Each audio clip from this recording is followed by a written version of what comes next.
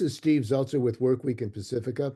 And one of the issues that we have been discussing and confronting is the attack on Medicaid, privatization of Medicaid through Medicare Advantage, and the attack on working people as far as their health care. And joining us today is Kay Tillow.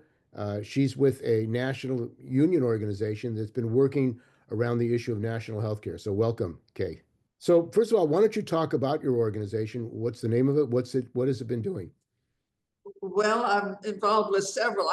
I've been involved for a couple of decades with the All Unions Committee for Single Payer Healthcare. That's been working to build grassroots and all level support for single payer healthcare, removing the profits from our healthcare industry and assuring that all of our people have healthcare coverage.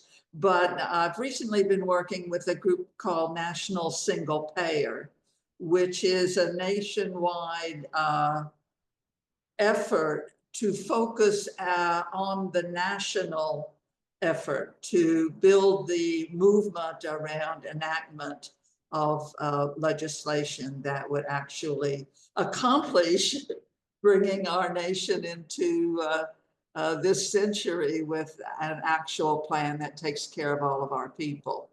So that organization, National Single Payer, of which I'm on the steering committee, has set May 31, 2025 as a day for national actions, not coming together in DC or in one place, but to have actions in communities all across the country.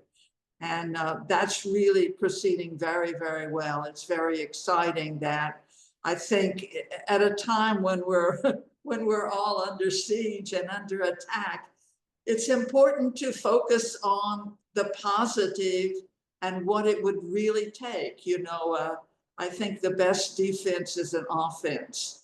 What is it that would solve this healthcare problem for labor, for workers, for people on Medicaid, for people who have no coverage, for people who have coverage and cannot afford to get their care, which is an increasing problem for us. And of course, in negotiations that workers are having around the country, more and more of the money that they negotiate is going to the health insurance companies.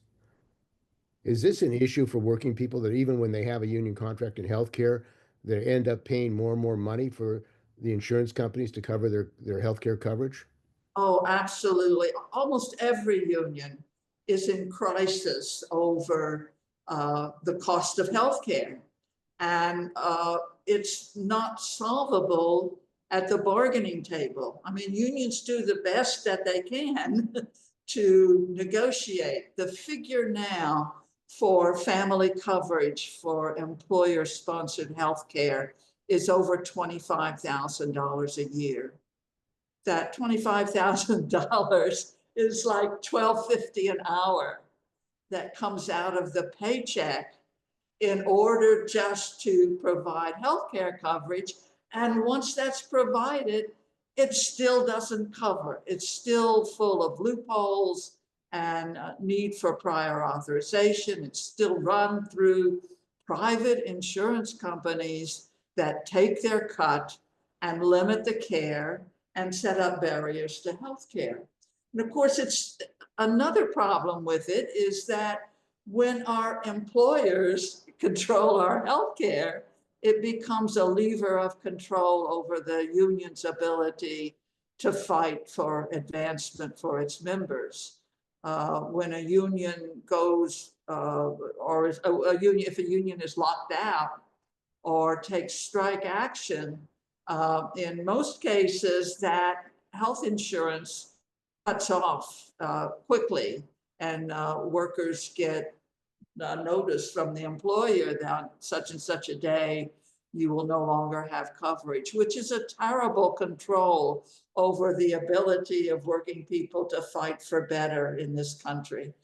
And so, you know, if we win, not if, when, when we win a national single payer plan and improve Medicare for all legislation that removes the for-profit middlemen and actually uses all of the money to provide care.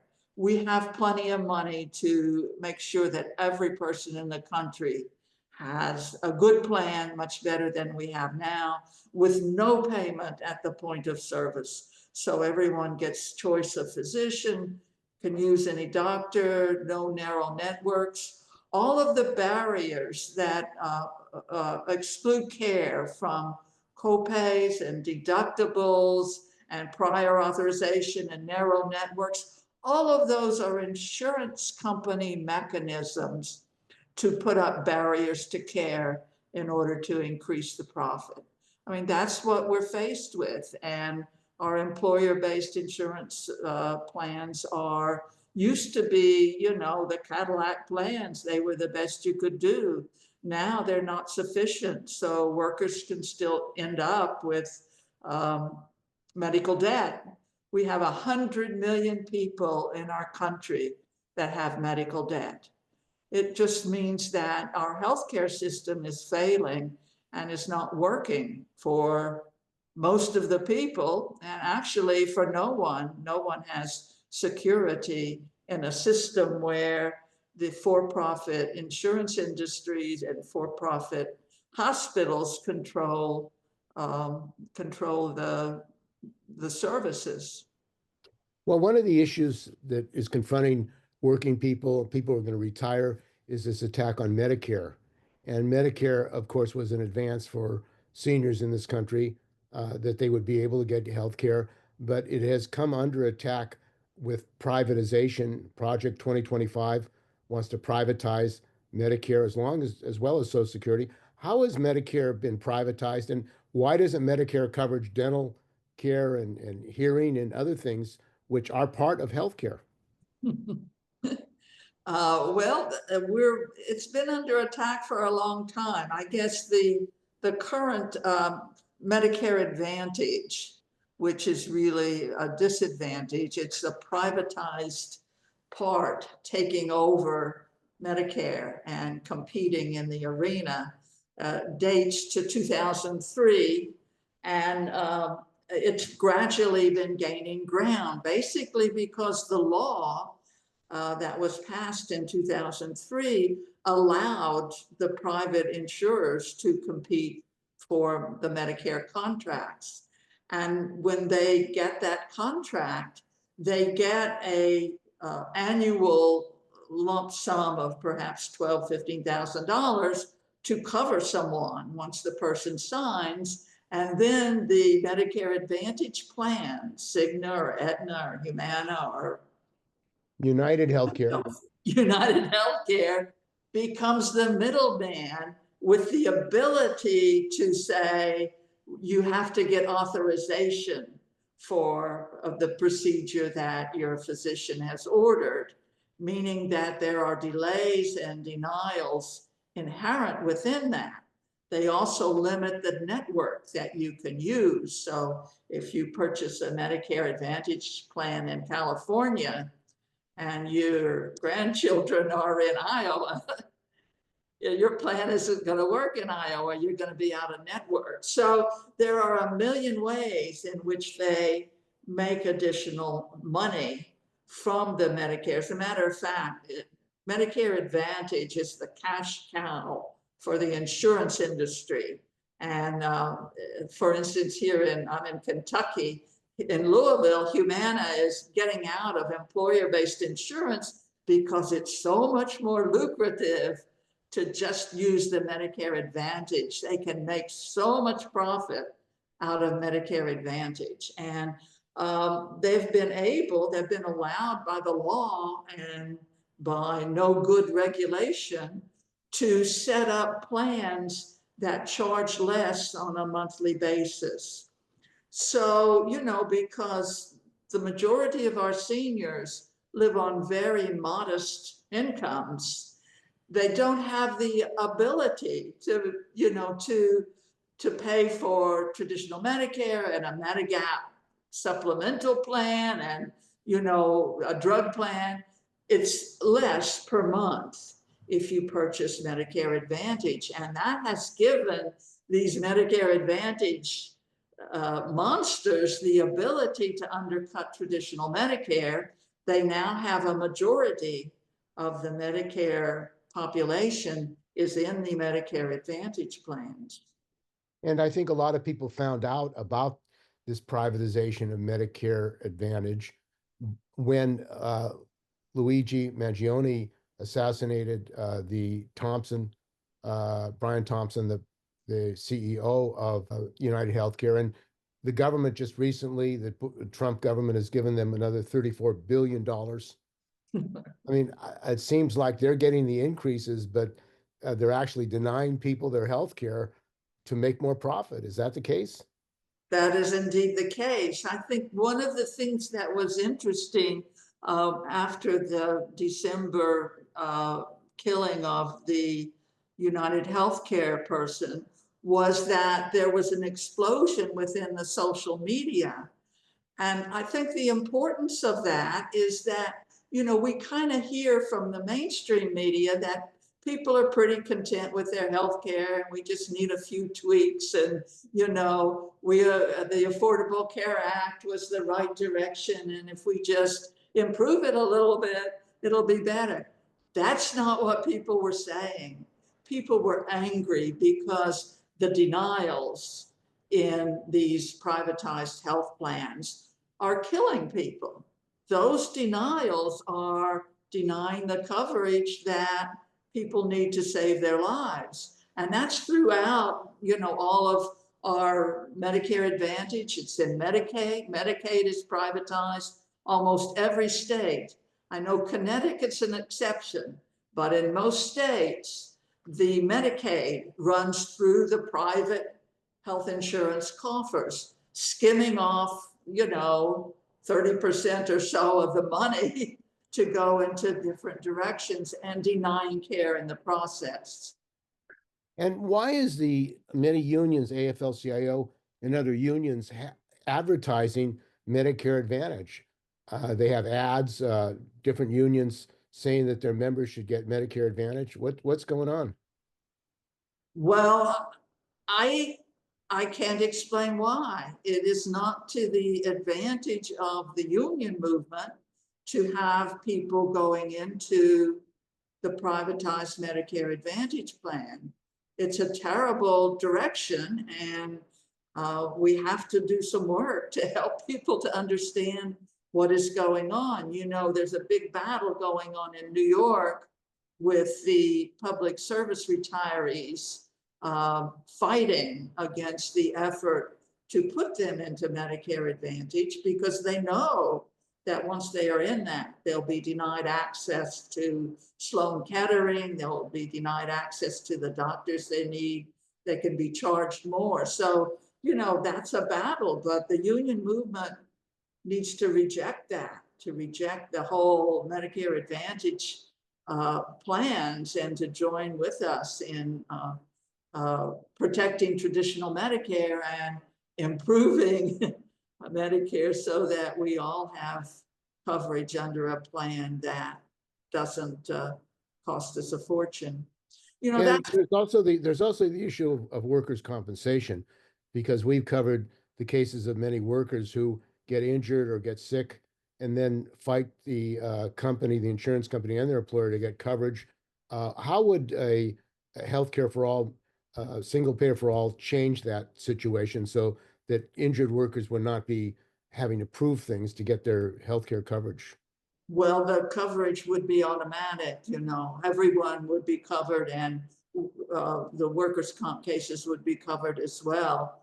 And, you know, it would simplify all of that ability because now, you know, we're in a battle whenever someone is injured on the job. You know, the company wants to fight it because their insurance rates go up with that. But the coverage would be automatic and seamless, and people would have their choice of doctor and their choice of hospital and the ability to get the care with no copays and no deductibles.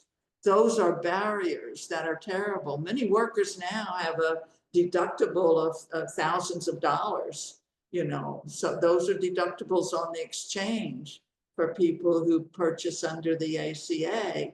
So we have barriers everywhere instead of facilitation of getting people into care. So Obamacare, which was supposed to help people, do you see that as a real problem? Because people were told Obamacare was going to actually help things. Isn't really it just a Band-Aid and not really helping the situation? Right. Well, it's a little complex. I mean, they did expand Medicaid, and they did do a few things. But what the Affordable Care Act did was entrench the insurance industry. The profits shot up because they gained control with all of this subsidy from the federal government going in to help people purchase on the exchange. So the structure of the Affordable Care Act is not the basis of a healthcare plan that will work for us. So that what we gain, we had maybe 48 million without insurance before the ACA, which was passed in 2010. And we have 28 million now without insurance. That number is going to keep growing because of people are getting kicked off Medicaid, and the ACA subsidies are going to disappear, the new ones. So we have a structure under the ACA that is not workable. And what we have to do is replace that with a not-for-profit national single payer plan that would cover everyone, and that will save money.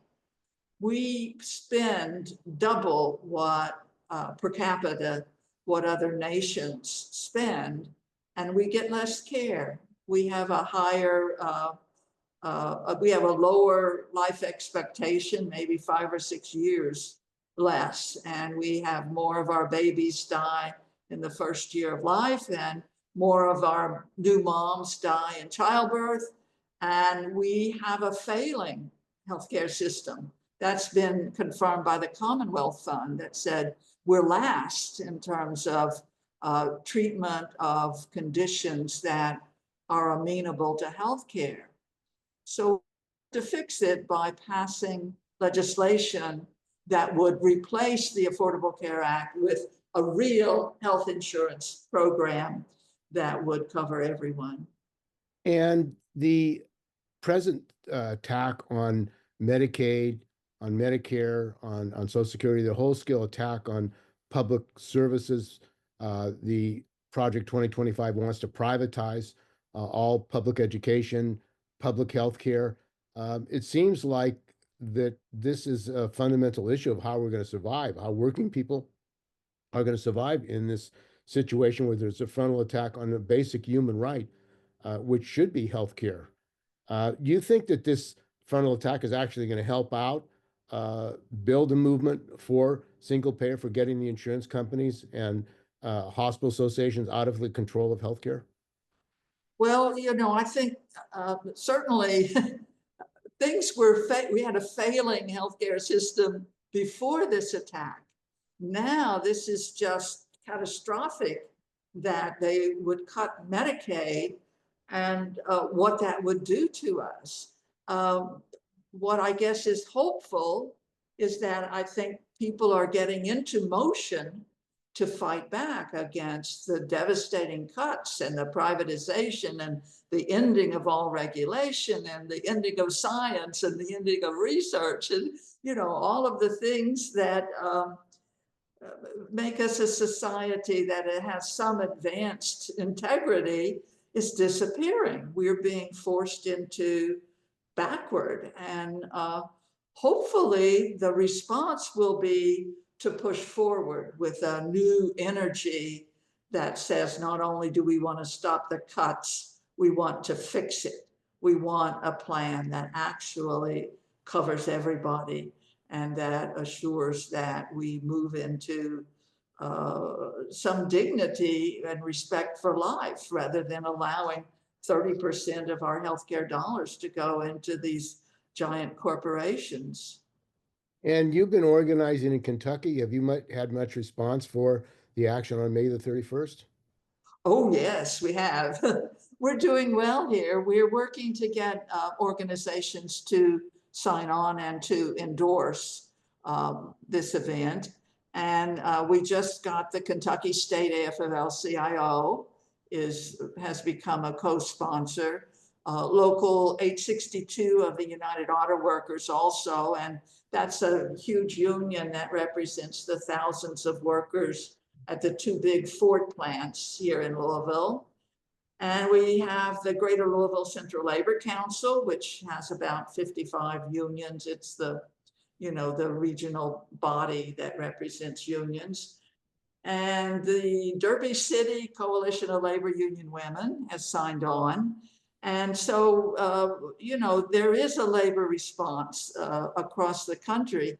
In addition, in California, the CARA, the California Alliance for Retired Americans, which is the retiree affiliate of the union AFL-CIO, has signed on. And just recently, in the heartland, the Lee County Labor Chapter, which is the Keokuk, Iowa Labor Council, has signed on to co-sponsor this. So there is a response, and I think it's important for unions to lead the way.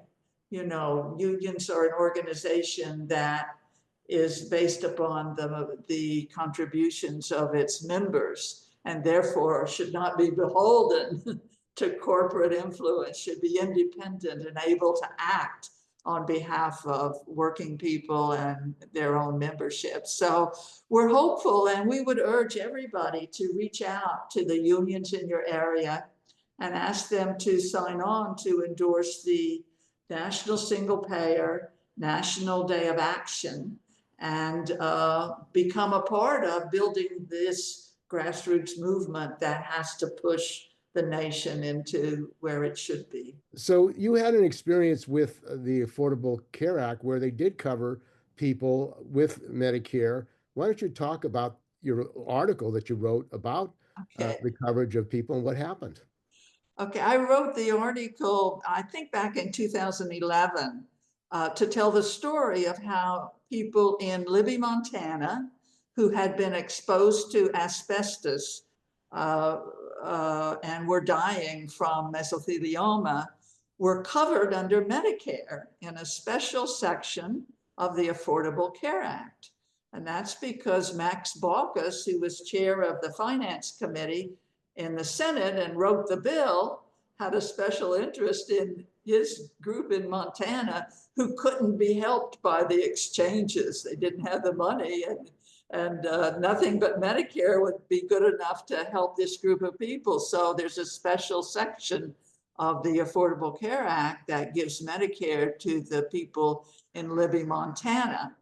And years later, when the train wreck happened in East Palestine, some of the people in East Palestine knew about that, and they got Sherrod Brown and J.D. Vance, their senators, to write to Medicare asking if their people shouldn't be eligible under the Libby clause for an environmental disaster that made them eligible for Medicare. So I don't know what the answer was to that letter, but it's still an issue. But Libby deserves Medicare for all, and the whole nation does as well. And I was actually in East Palestine during the anniversary this year, February 3rd, and J.D. Vance came to a press conference. He didn't talk to any of the residents who have been sickened by the contamination of vinyl chloride, but what he said was he was asked by a number of reporters at the press conference, what about the residents who are sick and are not covered medically? They can't work because of their illness.